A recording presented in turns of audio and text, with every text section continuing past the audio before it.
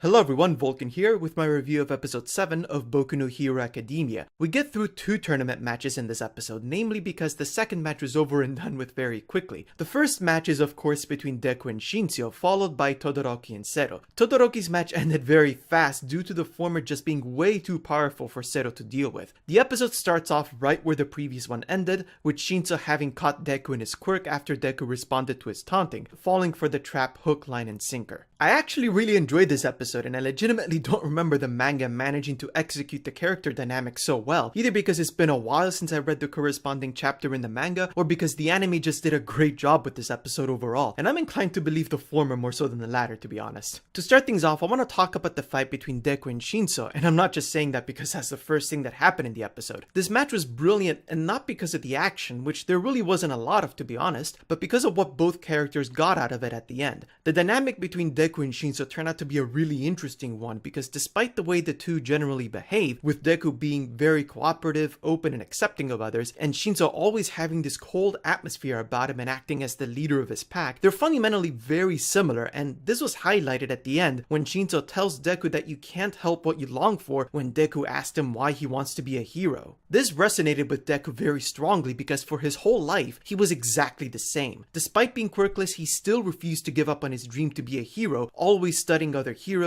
taking notes, constantly learning, and at some point when he met All Might, he asked him if he can still be a hero despite having no quirk. He even studied Bakugo so extensively that he knew how to counter him during their first bout back in season 1. This was also he could be like All Might and become the hero he always wanted to be. Deku knew exactly how Shinzo felt, and that made the fight all the more interesting and impactful despite the lack of action. Shinzo had no way of knowing this though, which is what made him so jealous of Deku and others like him, which is a point I'll be coming back to in a little bit. What was especially interesting about Shinzo was what motivated him to want to be a hero in the first place. For most of his life, people who knew how his quirk works were very distrustful of him, and that's something Shinzo himself points out later in the episode. They didn't want to engage him more than was necessary out of fear that he would use his quirk to control them. Many of his classmates in junior high even thought that it was a fitting quirk for a villain to have, and even seemed to wonder when it was that he would turn on them. The way I saw it, this was what made Shinzo want to be a hero more than anything. He wanted to prove to them that he could be a force for good, and that despite his quirk not having any apparent practical use against a villain, he could still go very far with it, which is something he absolutely did considering he made it to the final stage of the festival. That festival was a battleground for him to prove his worth as a potential hero, and given the reaction of the pro heroes in the audience, I think it's safe to say he's made himself known. What was unfortunate for Shinzo was the way the entrance exam for UA was designed to naturally give other prospective students with battle-oriented quirks like Deku and Bakugo an overwhelming advantage over students whose quirks don't have any particular use in a fight, or at least no immediate apparent use, as is the case with Shinzo, or like this one other character who is literally a speech bubble. Deku's inherited quirk was part of what allowed him to enter the hero course to begin with, and that made him the subject of Shinzo's jealousy, as we saw in the episode. Shinzo's quirk is very specific in that his brainwashing and mind control can only take effect if his target replies to something he says. Of course, the robots they had to face in the exam wouldn't be influenced by this sort of power in the slightest. This caused Shinzo to score no points in the exam at all, but despite not getting into the hero course, he didn't give up hope and fought as hard as he could in the festival to obtain a second chance. This is the reason why Shinzo kept saying Deku is blessed, and why he believed Deku couldn't understand what it felt like for someone to have a dream and be denied by unfavorable circumstances. What Shinzo doesn't know, of course, is that Deku was quirkless until recently, so Deku could in fact understand where Shinzo was coming from. One thing Shinzo is right about though is the fact that he is in fact blessed, although not for the reasons he suspects. Deku was lucky that he met All Might when he did, for however much Deku wanted to be a hero, had he not met him, his attempt to save Bakugo or whoever else might have fallen victim to the Slime Man's attack wouldn't have gained him All Might's favor. At any rate, this was one aspect of the match that I especially enjoyed, and thanks to this episode I've really come to appreciate Shinzo's character a lot more than I did when I first read the chapter in the manga. I'd like to say more on this, but I'd be stepping into spoiler territory if I did. Ultimately, although Shinzo lost the match, he definitely won in the grand scheme of things, as multiple pro heroes wondered why someone like him wasn't in the hero course, one even going as far as saying he wishes he had that quirk quirk because of how useful it will be against villains. This was a great moment for Shinso because all his effort to prove his worth during the festival as an aspiring hero paid off in spite of his circumstances. After the match, we've also gotten confirmation that Deku is growing more accustomed to One for All, symbolized by the sight of the silhouettes of previous holders of the quirk during his fight with Shinso. Although the placement of the event could appear to be very convenient, All Might explains why it happened when it did later on, having had the same exact experience not long after he inherited One for All himself. All Might explains that this is a sign of Deku's growth as he's becoming more and more used to the power he inherited from him. All Might also explains Deku was able to see his predecessors because of his will and his desire to break out of the hold that Shinso took over his mind. One of these predecessors also looked very similar to All Might, which really should come as no surprise, although All Might doesn't seem to agree with this. Managing to regain his own will for a brief moment, Deku takes advantage of the chance to use his quirk to damage his fingers along with part of the stadium while he's at it. Deku figured this would work because of what Ojiro told him earlier on in the episode. To break free of Shinso's mind control, some physical impact is required, although exactly how much isn't known. Ojiro figured this out because at the moment when Shinso took the headband from another team during the cavalry battle, Ojiro bumped into one of the players on the other team, and that's when he was freed from the mind control and was able to act on his own will again. Thanks to that, the fight went on with Deku getting into a brief physical exchange, never saying a word in response to Shinso's monologues lest he take control of his mind again, before employing his notorious judo throw. Someone's definitely been teaching him some stuff, especially when we've seen Deku use that before, as pointed out by Kaminari. Someone help this poor child.